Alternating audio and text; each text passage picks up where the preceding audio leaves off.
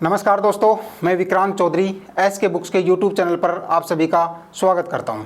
दोस्तों, हर बुधवार की तरह करंट अफेयर्स के 35 क्वेश्चंस के साथ आज फिर हाजिर हुआ हूं। देखते हैं, सबसे पहले हम सारणी देखेंगे, उसके बाद हम एक एक सवाल को डिटेल में पढ़ेंगे। पहले सारणी देखेंगे। खेल से दोस्तों हमने 6 क्वेश्चन लिए हैं। प्रमुख व्यक्ति और नियुक्ति से 6 क्वेश्चन हैं। स्थान से 3 क्वेश्चन लिए गए हैं। पुरस्कार से 1 क्वेश्चन है। पुस्तक से भी 1 क्वेश्चन है। रक्षा से 1 क्वेश्चन है। विज्ञान और प्रौद्योगिकी की बात करें तो टोटल 7 क्वेश्चन लिए हैं। विविध में कुल मिला के 10 क्वेश्चन है। टोटल 35 क्वेश्चन होते हैं। शुरुआत करेंगे हम खेल के साथ में। पहला सवाल देखते हैं खेल का। हाल ही में मियामी ओपन के मेंस डबल्स का खिताब किसने जीता है? मियामी ओपन्स के मेंस डबल्स का खिताब किसने जीता है? ऑप्शन देखेंगे। ए है रोहन बोपन्ना और मैथ्यू एबडेन। बी है विजय अमृतराज और लिएंडर पेस। सी है महेश भूपति और रोहन बोपन्ना। और डी है लिएंडर पेस और रोहन बोपन्ना। मियामी ओपन्स में मेंस डबल्स की बात करें तो रोहन बोपन्ना और मैथ्यू एबडेन ने खिताब अपने नाम किया है। रोहन बोपन्ना इंडियन है और अपने जो मैथ्यू एबडेन है ये ऑस्ट्रेलियन खिलाड़ी हैं। इन्होंने क्रोएशिया के इवान और डोडिक और अमेरिका के ऑस्टिन क्रोसजिके को इन्होंने क्रोएशिया के इवान डोडिक और अमेरिका के ऑस्टिन क्रोजिसिक को हरा कर यह खिताब अपने नाम किया है। ठीक है, देख सकते हैं रोहन बोपन्ना है ये और ये ऑस्ट्रेलियन मैथ्यू एबडेन है। नेक्स्ट चलेंगे। हाल ही में किसने WTT फीडर बेरूत सेकंड 2024 में महिला एकल का खिताब अपने नाम किया है? ऑप्शन देखेंगे। ए है लिली झांग। बी है जियांग सान। सी है इसमें श्रीजा अकुला और डी है एमी वांग। तो WTT फीडर बेरूत सेकंड 2024 में महिला वर्ग की बात की जाए तो श्रीजा अकुला ने यह खिताब अपने नाम किया है। यह कहाँ पर ये प्रतियोगिता चल रही थी? लेबनान के बेरूत में। WTT फीडर सेकंड 2024 में महिला एकल का खिताब भारत की श्रीजा अकुला ने लग्जमबर्ग की खिलाड़ी थी, उसका नाम था सारा डी नुट्टे, उसको हरा करके ये खिताब अपने नाम किया है। किसने? श्रीजा अकुला ने। ठीक है, ये देख सकते हैं। आगे देखेंगे।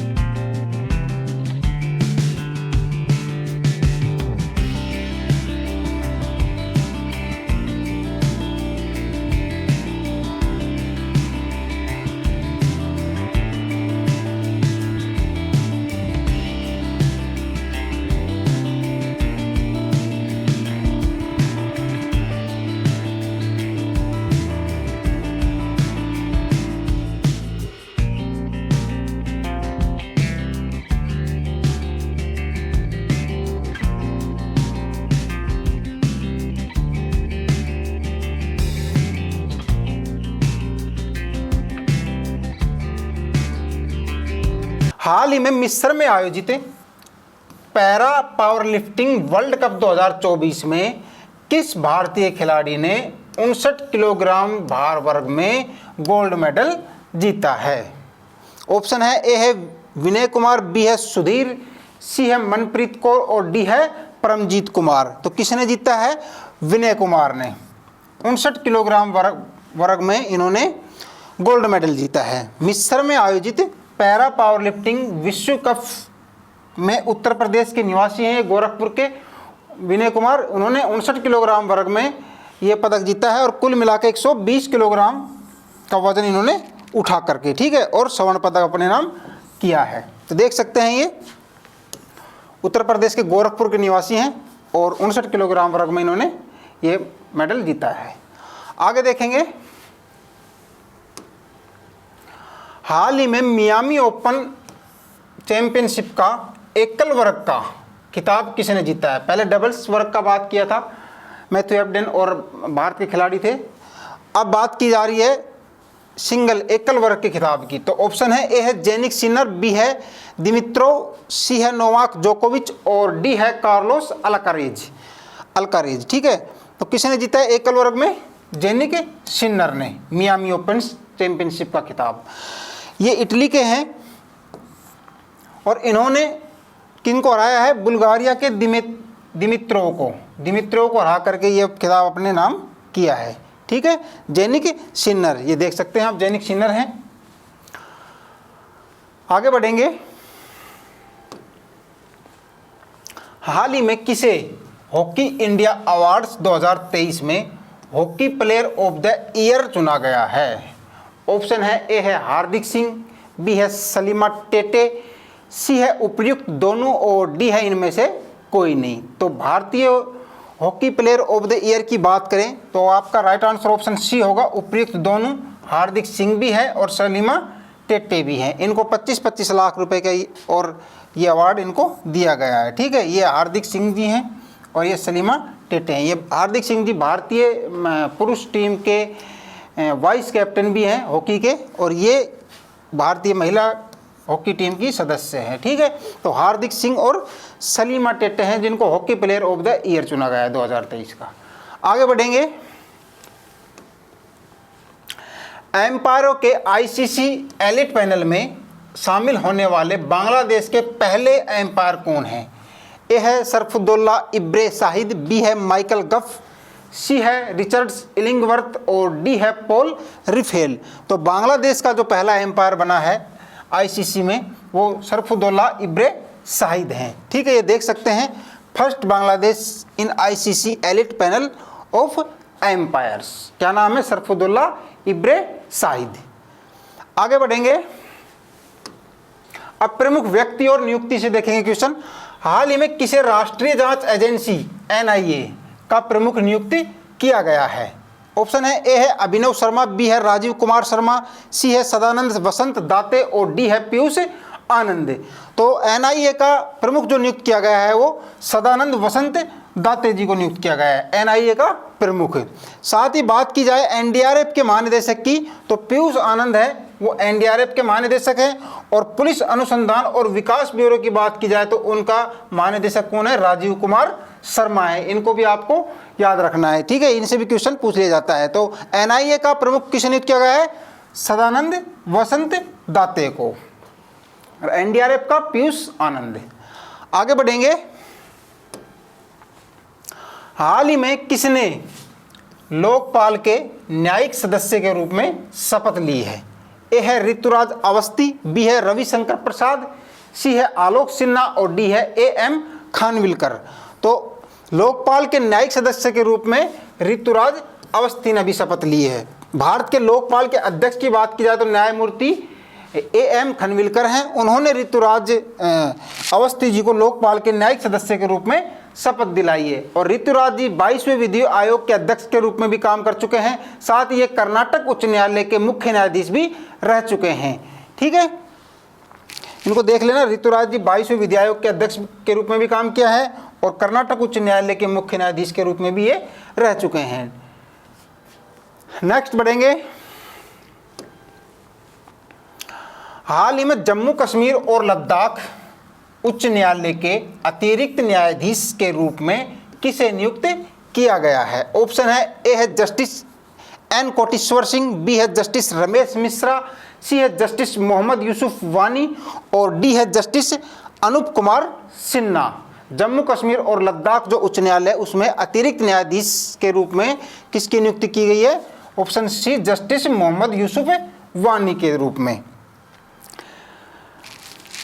जम्मू कश्मीर और लद्दाख उच्च न्यायालय के जो मुख्य न्यायाधीश हैं न्यायमूर्ति एएन कोटेश्वर सिंह जी, उन्होंने अतिरिक्त न्यायाधीश के रूप में जस्टिस मोहम्मद यूसुफ वानी को शपथ दिलाई है। आप देख सकते हैं। ठीक है, आगे बढ़ेंगे। हाल ही में फिक्की महिला संगठन FLO के अध्यक्ष पद पर किसे नियुक्त किया गया है? ए है पूनम शर्मा, बी है स्मृति पुरी, सी है सुधा शिव कुमार और डी है जयश्री दास वर्मा। तो फिक्की महिला संगठन के अध्यक्ष की बात करें तो जयश्री दास वर्मा को इसका अध्यक्ष नियुक्त किया गया है। ये आप देख सकते हैं, जयश्री दास वर्मा जी है। साथ ही फिक्की के फुल फॉर्म की बात की जाए तो federation of Indian chambers of commerce and industry इसका फुल फॉर्म होता है। इसके गठन की बात की जाए, इसकी स्थापना की बात की जाए तो 1929 में इसकी स्थापना की थी। और इसके मुख्यालय की बात की जाए तो इसका मुख्यालय कहाँ है? नई दिल्ली में। और इसके अध्यक्ष की बात करें हम तो डॉक्टर अनित शाह इनके अध्यक्ष हैं। ठीक है, इनको देख लेना आप, है ना। आगे बढ़ेंगे।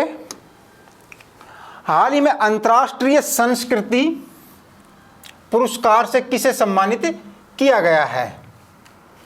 ए है रतन टाटा, बी है नरेंद्र मोदी, सी है मीना चरंदा और डी है टीएम कृष्णा। तो अंतर्राष्ट्रीय संस्कृति पुरस्कार की बात करें हम तो मीना चरंदा को यह पुरस्कार दिया गया है। क्यों दिया गया है इनको? पहले इनके बारे में जान लेते हैं। ये दिल्ली विश्वविद्यालय के कालिंदी जो कॉलेज है उसमें एक प्रिंसिपल प्रोफेसर के रूप में इन्होंने काम किया है और अभी भी कर रही है।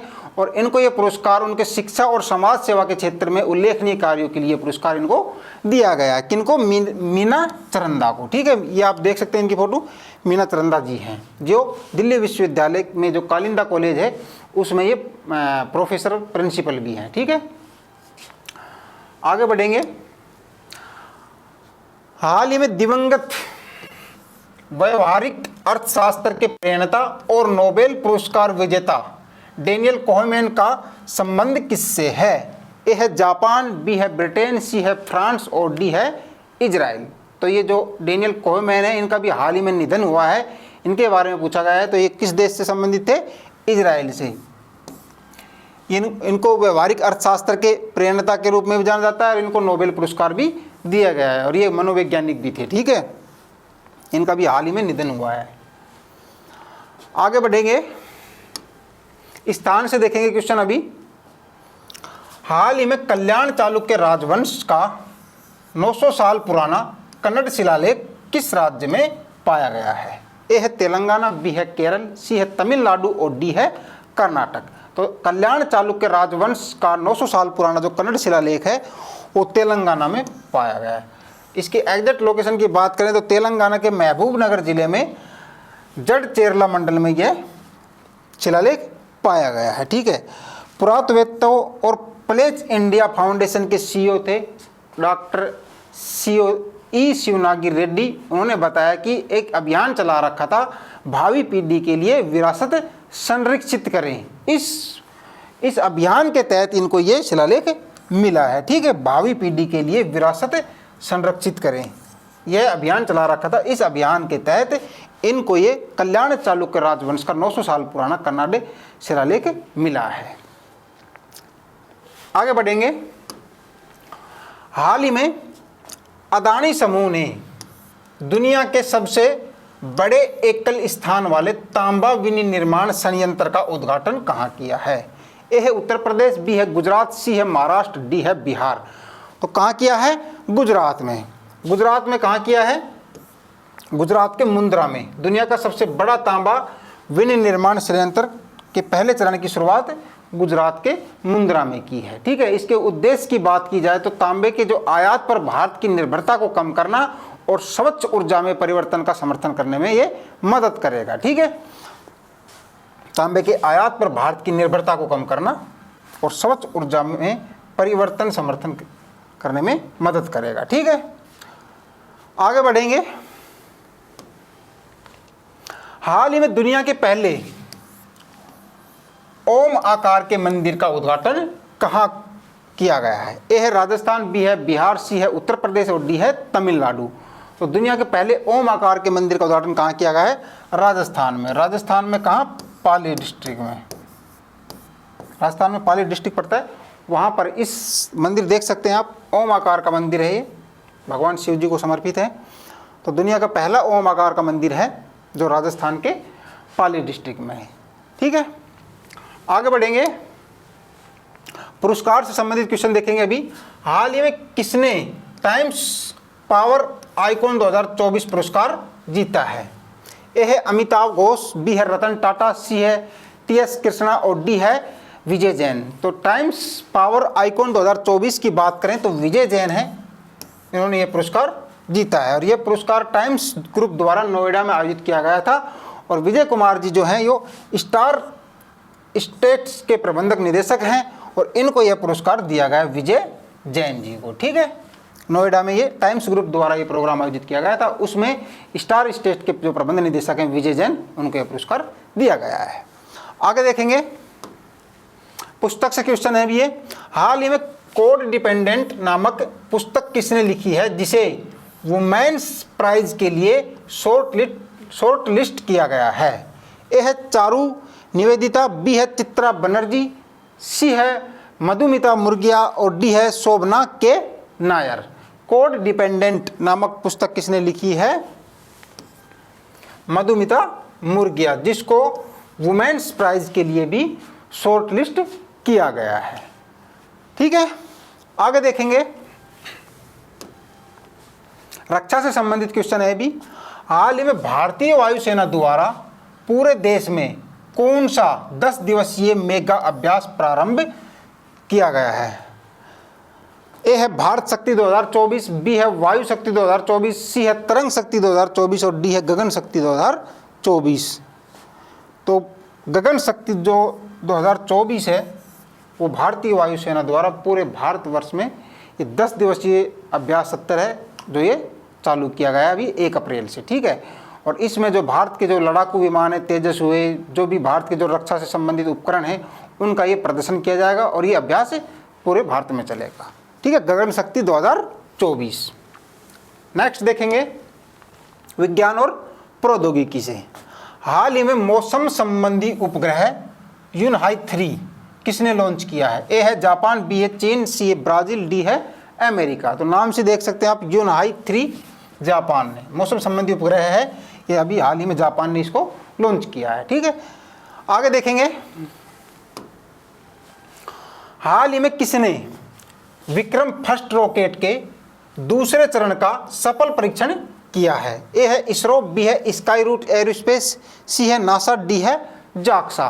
तो विक्रम फर्स्ट रॉकेट के जो दूसरे चरण की बात करें तो उसका सफल परीक्षण स्काई रूट एरोस्पेस द्वारा किया गया है।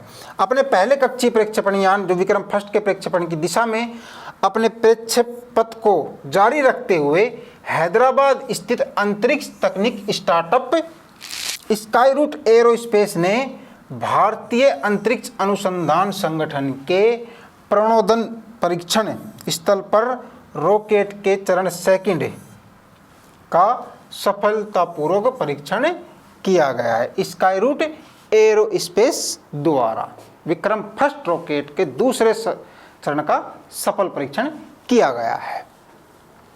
आगे देखेंगे, दुनिया का तीसरा सबसे बड़ा ई कॉमर्स प्लेटफॉर्म कौन सा है? ए है गिबिज, बी है कोनिप्स, सी है अमेजॉन और डी है जीम। तो कौन सा है? तीसरा की बात की जाए तो भारत का है GEM, गवर्नमेंट ई मार्केट। ठीक है, तो पहला और दूसरा कौन है उनके बारे में जान लेते। पहले भारत का जो गवर्नमेंट ई मार्केट GEM है पोर्टल, कोरिया के ऑनलाइन ई प्रोक्योरमेंट सिस्टम कोनिप्स, ये कोरिया का है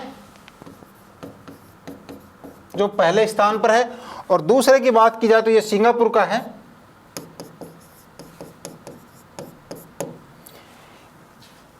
इसके बाद सार्वजनिक खरीद के लिए दुनिया का जो तीसरा नंबर का जो सबसे बड़ा ई कॉमर्स प्लेटफॉर्म है वो भारत का है गवर्नमेंट ई मार्केट, जिसको हम शॉर्ट में GEM के नाम से जानते हैं। ठीक है, GEM के CEO की बात करें हम तो PK सिंह है इसका CEO, और जो GEM है इसका सरकारी विभागों और संगठनों द्वारा वस्तुओं और सेवाओं की खरीद की सुविधा के लिए वर्ष 2016 में इसको लॉन्च किया गया था। और ये भारत सरकार के वाणिज्य और उद्योग मंत्रालय द्वारा शुरू किया गया एक ऑनलाइन प्लेटफॉर्म है। ठीक है, तो तीसरे नंबर का है, पहले नंबर का कोरिया का है, दूसरे नंबर का ये सिंगापुर का है, और तीसरे नंबर की बात की जाए तो भारत का है गवर्नमेंट ई मार्केट GEM। आगे देखेंगे, हाल ही में उभरते कोरोना वायरस और अन्य वायरस की निगरानी के लिए एक वैश्विक प्रयोगशाला कोविनेट किसने लॉन्च की है? ए है WEF, बी है WWF, सी WHO और डी है WTO। तो अभी WHO ने कोरोना वायरस और अन्य वायरस की निगरानी के लिए एक वैश्विक प्रयोगशाला लॉन्च की है जिसका नाम क्या है? कोविनेट। कोविनेट है जो किसने किया है? WHO ने। ठीक है, नेक्स्ट देखेंगे। हाल ही में चर्चा में रहे पोएम 3 मिशन का संबंध किससे है? ए है नासा, बी है इसरो, सी है जोक्सा और डी है स्पेस एक्स। तो पोएम 3 मिशन की बात की जाए तो राइट आंसर ऑप्शन आपका बी होगा, इसरो।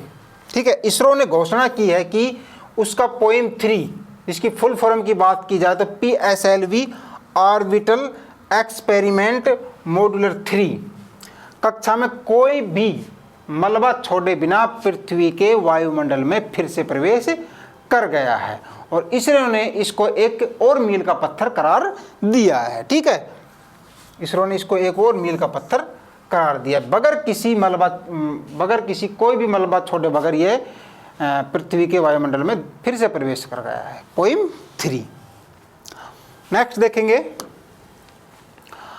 हाल ही में फार्मास्यूटिकल कंपनी अकुम्स द्वारा लॉन्च पहला स्वदेशी हाइड्रोक्साइक्लिक ओरल सस्पेंशन का संबंध किससे है? ए है सर्वाइकल कैंसर, बी है सिकल सेल, सी है हेपेटाइटिस बी और डी है एड्स। तो राइट आंसर क्या होगा आपका? Option B, sickle cell. New Delhi में स्थित फार्मास्यूटिकल निर्माता Akums drugs and pharmaceutical limited ने बच्चों में सिकल रोग के इलाज के लिए जो वैश्विक जो कीमत है, मार्केट की जो कीमत है उसके 1% कीमत पर भारत के पहले घरेलू स्वदेशी हाइड्रोक्साइक्लिक ओरल सस्पेंशन सिस्टम को लॉन्च किया है। जो वैश्विक स्तर पे उसकी जो कीमत है उसके 1% कीमत पर भारत में इसको बनाया जा रहा है। ठीक है, सिकल सेल। आगे देखेंगे। हाल ही में माइक्रोसॉफ्ट किसके साथ मिलकर AI सुपर कंप्यूटर स्टारगेट का विकास कर रहा है? ए है TCS, बी है IBM, सी है गूगल और डी है OpenAI। तो OpenAI के साथ मिलकर माइक्रोसॉफ्ट एक सुपर कंप्यूटर स्टारगेट विकास कर रहा है। ठीक है, नेक्स्ट देखेंगे। अभी विविध से संबंधित क्वेश्चन है। अब हाल ही में तीसरी खाद्य अपशिष्ट सूचकांक रिपोर्ट 2024 किसने जारी की है? ए है विश्व आर्थिक मंच, बी है संयुक्त राष्ट्र पर्यावरण कार्यक्रम, सी है विश्व वन्य जीव कोष और डी है विश्व व्यापार संगठन। तीसरी खाद्य अपशिष्ट सूचकांक रिपोर्ट संयुक्त राष्ट्र पर्यावरण जो कार्यक्रम है उसने अभी जारी की है। ठीक है, तीसरे नंबर की है। आगे देखेंगे। हाल ही में मेक इन इंडिया पहल के तहत गुरुग्राम में किसने एरोस्पेस सर्विसेज इंडिया लॉन्च की है? ए है USA, बी है रूस, सी है इजराइल और डी है फ्रांस। तो भारत में बात की जाए गुरुग्राम में तो इजराइल द्वारा aerospace services India make in India पहल के तहत ये इजराइल द्वारा शुरू की गई है। कहाँ पर? गुरुग्राम में। नेक्स्ट देखेंगे। हाल ही में किस देश ने फोन पे से UPI पेमेंट की शुरुआत की है? ए है मॉरिशस, बी है श्रीलंका, सी जापान और डी है संयुक्त अरब अमीरात, जिसको हम UAE बोलते हैं। ठीक है, तो यही आपका राइट आंसर है। अभी UAE संयुक्त अरब अमीरात ने फ़ोन पे से UPI जो पेमेंट होता है उसकी उन्होंने फैसिलिटी दी है, शुरुआत कर दी है। ठीक है, आगे देखेंगे। हाल ही में दूसरी G20 रोजगार कार्य समूह की बैठक की अध्यक्षता किस देश ने की है? ठीक है, ए है फ्रांस, बी है भारत, सी है ब्राज़ील और डी है USA। G20 रोजगार कार्य समूह की जो बैठक की दूसरी बैठक थी उसकी जो अध्यक्षता की है वो ब्राज़ील ने की है और ब्राज़ील के ब्रासिलिया में ये दूसरी G20 रोजगार कार्य समूह की बैठक थी, जिसमें भारत का जो प्रतिनिधित्व की बात की जाए तो श्रम और रोजगार जो सचिव है सुश्री सुमिता डावरा, भारत की जो प्रतिनिधित्व की बात करें इसमें, तो श्रम और रोजगार जो सचिव हैं सुश्री सुमिता डावरा ने भारत की तरफ से इस बैठक में हिस्सा लिया था। तो कहाँ पर की गई थी ये बैठक? ब्राज़ील के ब्रासिलिया में। दूसरे नंबर की G20 रोजगार कार्य समूह की बैठक थी। ठीक है, आगे देखेंगे। हाल ही में किस स्थान की सांची क्राफ्ट को GI टैग मिला है? ए है मथुरा, बी है वाराणसी, सी है इंदौर और डी है लखनऊ। तो मथुरा जो उत्तर प्रदेश का है, उसकी जो सांची क्राफ्ट है, देख सकते हैं आप फोटो पे, इसको अभी GI टैग प्रदान किया गया है। आगे देखेंगे। हाल ही में चर्चा में रहा बाल्टीमोर ब्रिज किस देश में है? ए है चीन, बी है USA, सी है UAE और डी है रूस। तो बाल्टीमोर ब्रिज जो अभी चर्चा में रहा था वो USA में। अमेरिका के बाल्टीमोर शहर में एक हादसे में डाली नामक एक जहाज था, मालवाहक जहाज था, जो मशहूर फ्रांसीसी स्कॉट जो ब्रिज था, ये इस ब्रिज से टकरा गया था। ये देख सकते हैं बहुत बड़ा जहाज था, ये डाली नाम का जहाज था, जो फ्रांसिस स्कॉट ब्रिज था उससे टकरा गया था। और जो ये जहाज था ये बाल्टीमोर से, जो श्रीलंका की जो कैपिटल है कोलंबो, वहाँ पर ये जा रहा था। ठीक है, तो अभी चर्चा में रहा ये बाल्टीमोर ब्रिज। इसका संबंध क्वेश्चन पूछ लिया जाए एग्जाम में, तो USA से है, अमेरिका से। ठीक है, आगे चलेंगे। हाल ही में ब्रांड फाइनेंस इंश्योरेंस की रिपोर्ट के अनुसार दुनिया का सबसे मजबूत बीमा ब्रांड कौन सा बना है? ए है भारतीय जीवन बीमा निगम, जिसको LIC बोलते हैं, बी है Bajaj Allianz life insurance company limited, C है SBI life insurance company limited, D है HDFC life insurance company limited. तो दुनिया के सबसे मजबूत बीमा ब्रांड की बात की जाए तो भारतीय जीवन बीमा निगम LIC दुनिया का सबसे मजबूत बीमा ब्रांड बना है। ठीक है, ब्रांड फाइनेंस इंश्योरेंस की रिपोर्ट के अनुसार दुनिया का जो सबसे मजबूत बीमा ब्रांड बना है वो भारतीय जीवन बीमा निगम LIC बना है। ठीक है, नेक्स्ट देखेंगे। हाल ही में लॉन्च भारत की पहली AI आधारित फिल्म कौन सी है? ए है स्त्री 2, बी है फाइटर, सी है इराह और डी है द क्रू। तो राइट आंसर क्या होगा आपका इसमें? इराह पहली AI आधारित फिल्म है। इसका भी ट्रेलर जारी कर दिया गया है और ये 4 तारीख को भी थिएटर में आ जाएगी। ठीक है, इसके निर्देशक की बात की जाए तो इसका निर्देशक सैम भट्टाचार्य जी है। भारत की पहली AI आधारित फिल्म है जिसका अभी टाइटल इसका जारी कर दिया गया है इसको भी, और जो थिएटरों में सिनेमाघरों में है ये भी 4 तारीख को रिलीज होगी। भारत की पहली है ये AI आधारित फिल्म इराह। नेक्स्ट देखेंगे। हाल ही में अंतर्राष्ट्रीय श्रम संगठन की भारत रोजगार रिपोर्ट 2024 के अनुसार भारत में कितने प्रतिशत शिक्षित बेरोजगार युवा हैं? अंतर्राष्ट्रीय श्रम संगठन की रिपोर्ट के अनुसार भारत रोजगार रिपोर्ट 2024 के अनुसार भारत में कितने प्रतिशत शिक्षित बेरोजगार युवा हैं? ए है 45.7%, बी है 65.7%, सी है 55.7% और डी है 75.7%, 7%। तो राइट आंसर क्या होगा? बी 65.7% भारत में बेरोजगारी, युवा बेरोजगारी। ठीक है, शिक्षित बेरोजगार युवा है 65.7%। अंतिम सवाल देखेंगे आज का। हाल ही में चर्चा में रहे सिविजिल ऐप का संबंध किससे है? ए है UGC, बी है NCERT, सी है भारतीय चुनाव आयोग और डी है नीति आयोग। इंपॉर्टेंट क्वेश्चन है, अभी इलेक्शनों का टाइम है, तो भारतीय चुनाव आयोग ने सिविजिल ऐप एक लॉन्च की है। भारतीय चुनाव आयोग ने इस ऐप के माध्यम से चुनाव प्रक्रिया पर कड़ी नज़र रख रहा है।